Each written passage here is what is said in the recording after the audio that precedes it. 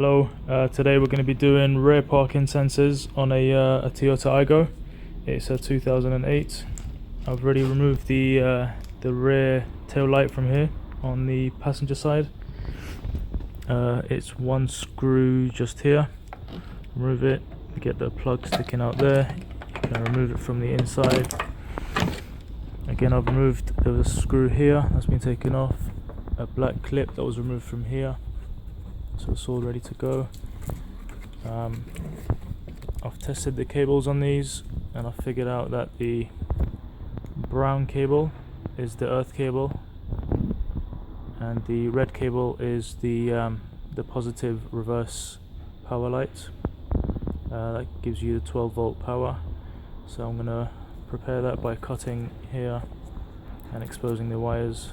You need to do this, obviously a nice light, a flat screwdriver, Phillips screwdriver, a nice strong sharp cutter, a 10 spanner, a clip remover, measuring tape, some insulation tape, a small blade, and a drill, obviously with the correct drill bit, which is always supplied with the parking sensor kit.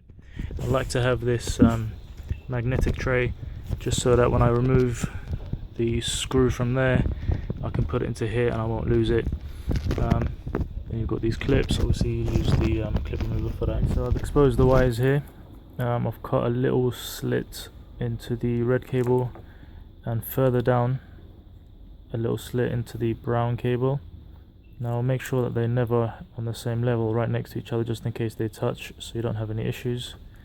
And then what I'll do is I'll tape those up. I'll join them on the power cable and the earth cable of the rear parking sensor system, and I'll show you how I'm going to do that in a minute. This is what the system looks like. This is the inside of the box. You've got the power cable with the buzzer there as it's an audible system, and you have the red positive cable and the black negative, which is the earth cable. I've cut the tops of those, prepared them so I can join them onto here. The red will join onto the red because this is the positive and that's the positive, and the black, which is the earth cable, will join onto the brown cable of the car, and then I'll show you the next steps. For anyone who wants to know how you find the positive and negative on the reverse light of any car, what you do is you find the earth of the car. You can test with that. Some cars will have a slightly thicker cable, whether it's black or brown or another color. If they're all the same thickness as this car is, you find a good earth of the car itself.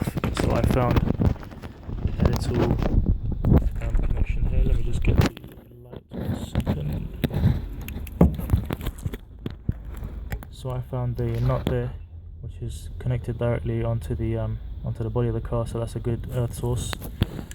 And I have connected to that with my tester, and I've checked the cables. When I put it into reverse, I've checked the cables and found that the red light here gives me a signal, which means it's giving me a 12 volt. When I remove it out of the reverse and do the same test, it doesn't give me any power, so this indicates that it's only triggered by the reverse gear, which means this is the reverse light.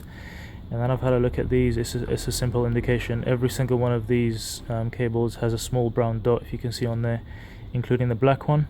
So that eliminates the black one from being the earth.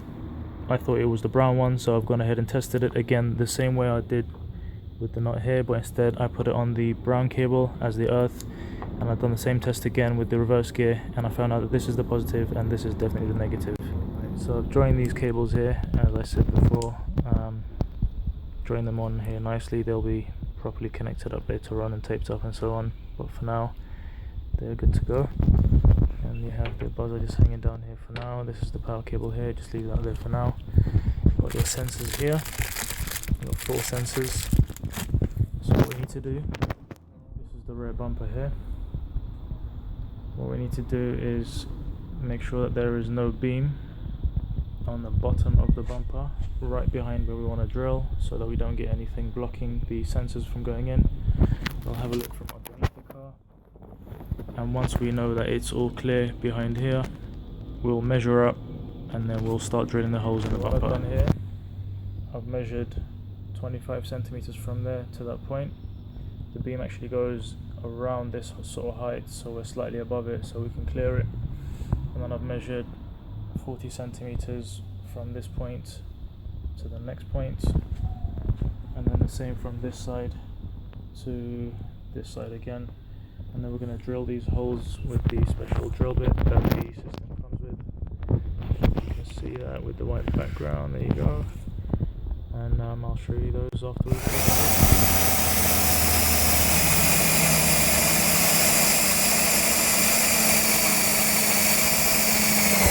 Drilled all the holes. You've got 4 holes in the bumper there. If you look a little closer, it's slightly rough on the outside, so what I usually do is get a small blade like this. I just clean the outside like that, take off all the rubbish. Okay, so what I like to do is to put them in order. They usually got letters on them, so you see that one's a D, C, see that one is a B, and then an A. So this is the side where we're fitting the wiring into, which is the passenger side rear.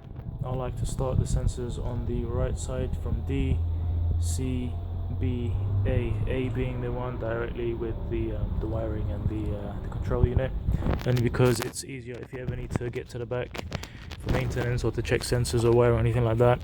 When you're unplugging them from the control unit, when you're testing, you know exactly where D is, you know exactly where A, B, C is, and so on. So it's a lot easier that way. So I'm going to put the sensors in now, and I'll show you how to do that. A great tool here which will help me is this long piece of wire.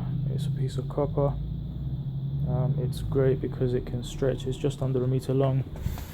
What I'll be doing with that is I will put it in from this hole here, and I'll take it out from this hole here, and I'll show you what I'm going to do with that. Give me 1 second. The reason I do that is, rather than having all the sensor wires dangling down and then you'll have to pass them over the exhaust and so on, it's a lot easier to do it this way. You can see it goes in from D, it'll come out from C, and then all you do is connect the sensor cable there, pull it through, and then it'll come out from the other side right here, and you just pull it all the way through, and that's what it looks like.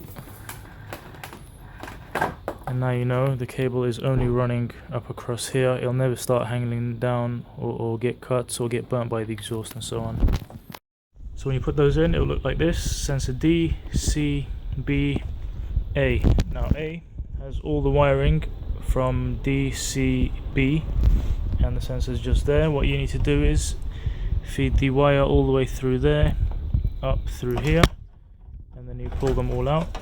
So you'll put all these wires inside with the connectors, gently of course, you don't want to be fucking anything up. Put that through, and I'll show you what it looks like when it comes out. So A is there, all the wiring has been fed up through here. Only takes a few seconds to do, very very simple. So you've got all the connectors and everything sticking out just here. So what you need to do is feed all of those through this hole here, which goes inside the car. I don't know if you can see that. There you go, inside the car. Comes out from inside here, meets close to where the connector for the wire is. A lot of people don't know is the sensors have a small arrow on the back, as you can see right there. That indicates, when it focuses, that indicates that that should be on the top. If you don't put that on the top, you might have some issues where it just randomly starts beeping when you're reversing, and it doesn't give you an accurate indication of how far you are from a car or whatever it is that may be behind you. So that arrow must be facing up, and then all you do is stick it in there, gently push it in, and it's almost flush with the bumper there. And then what you need to do then, these wires here, join them together, and then give it a little bit of electric tape just for extra protection, and I'll show you what that looks like in a minute.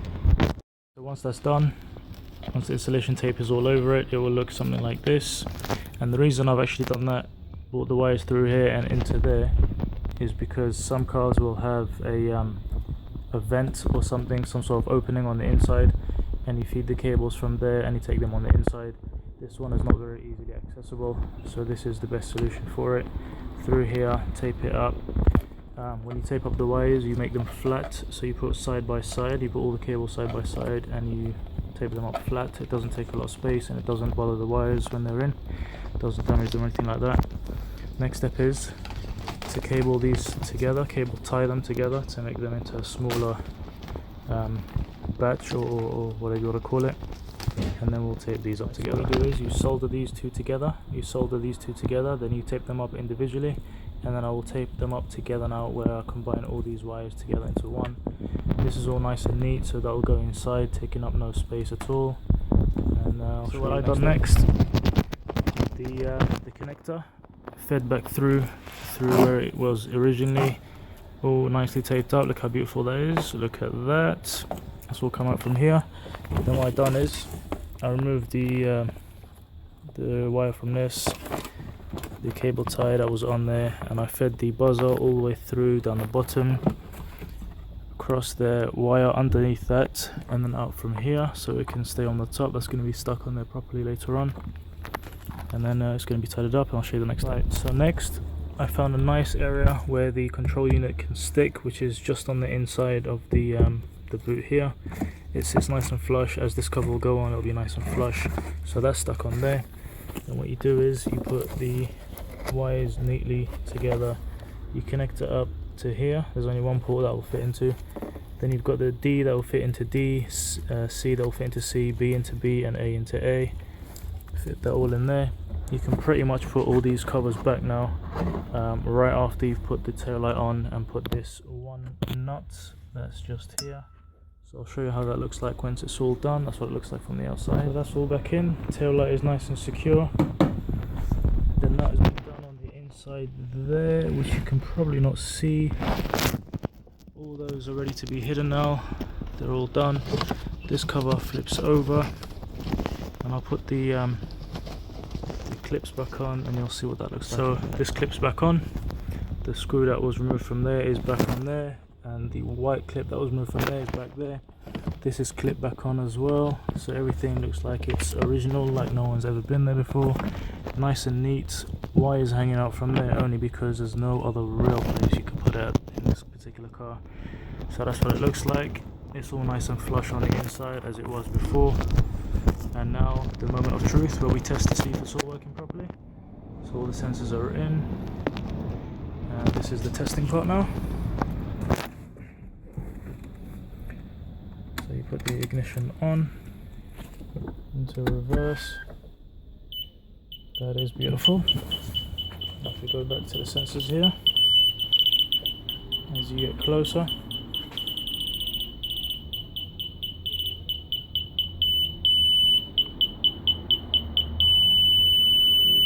so it gives you roughly about 30 centimeters where it does a constant beep. And that's it, all done. Toyota Aygo 2008, parking sensors beautifully fitted, fully working, all done and dusted, ready for the customer to collect. If you like this video, if you enjoyed it, if it helped you in any way, I would very much appreciate it if you please click the like button, please subscribe, please comment and share. Thank you very much. If you have any suggestions or if you have any comments, please let me know. And apologies for the quality of the video, as this is the first one that I'm making on a how-to, but I have fit hundreds and hundreds of parking sensors before. I've been doing this for many years. Thank you for watching. Bye bye.